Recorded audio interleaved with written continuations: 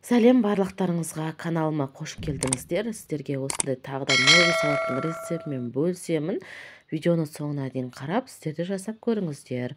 Ол үшін бізге осындай қияр, болгар бұрышы, ет, чеснок, пияз, осындай корнишондар қажет болады. Енді біз болгар бұрышымызды ұзынша етіп турап алатын боламыз. Керек емес, қажет емес осындай жерлерін, қалыңдау жерлерін алып тастаңыздар. Осындай ұзын-ұзын күйде салонша дейді, яғни соны турап алсаңыздар солай, немесе өздеріңізге қалай ыңғайлы солай турасаңыздар да бола береді. Бірақ осылай да әдемі көрінеді, әрі жегенге ыңғайлы. Қатты жіңішке емес етіп турап алсаңыздар.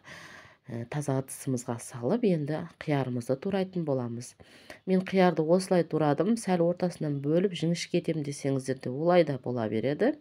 Әркім өзі қалай турағысы келеді, солай турай беріңіздер. Осылай турап енді ыдысымызға оны да салатын боламыз. Енді піскен етімізді тураймыз, оны да ұзынша етіп, алдын ала етті пісіріп қойыңыздар. Осындай майсыз ет болса, мен ет асқан кезде көбінде осылай майсыз етті салып жіберіп, салатқа керек болады деп алып қоямын. Сіздер де солай жасап қойсаңыздар болады. Осылай турап, оны да ыдысымызға салатын боламыз.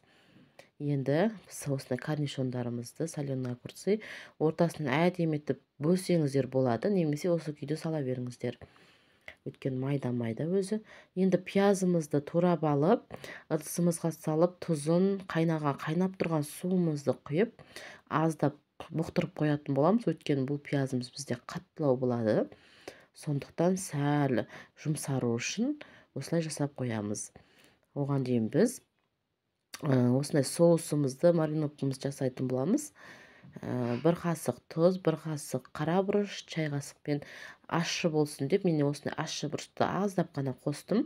Осындай тәтті тұз, кристаллик, паприка тәтті бұрышымызды, аздап соевый соусымызды, сәл ғана уксусымызды салып араластыратын боламыз. Аздап енді майымызды қыздырып алатын боламыз. Қазір сұйық май құятын боламыз үстіне. 3 қасықтай сұйық май құйдым. Қызып тұрған сұйық майды аздау болса салаттың үстіне құйсаңыздар болады.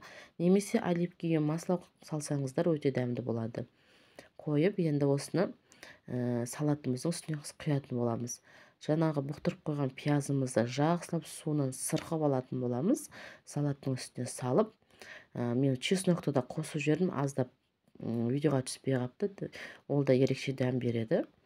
Енді салаттың үстіне салып, жақсылап араластыратын боламыз. Өзі барлық мариновкасы сіңеді, тұзы сол кезде, бірақ жеп көрсеңіздер, салатты тәрелкеге салсаңыздар болады. Түрі де осындай әдем болып шығады, әртүрлі свет болып, өте дәмді болады. Ашшылау етіп жасадым мен. Егер ашты қаламасаңыздар, ашты бұрыш салмаңыздар. Тәрелкемізге салып, қонақ келгенде ұсынсақ болады. Өте әдемі көрінеді, әрі жеңіл салат. Оңай жасалады, тез-ақ жасап тастауға болады. Тәрелкемізде өте әдемі көрініп тұр. Сіздер де осылай жасап көріңіздер. Каналыма тіркеліп, қоңыраушаны басып қойыңыздар. Сосын сіздерге мен жасаған рецепттерім келіп тұратын болады. Лайк басып, комментарий жазуды ұмытпаңыздар. Сіздерге ас болсын. Рахмет.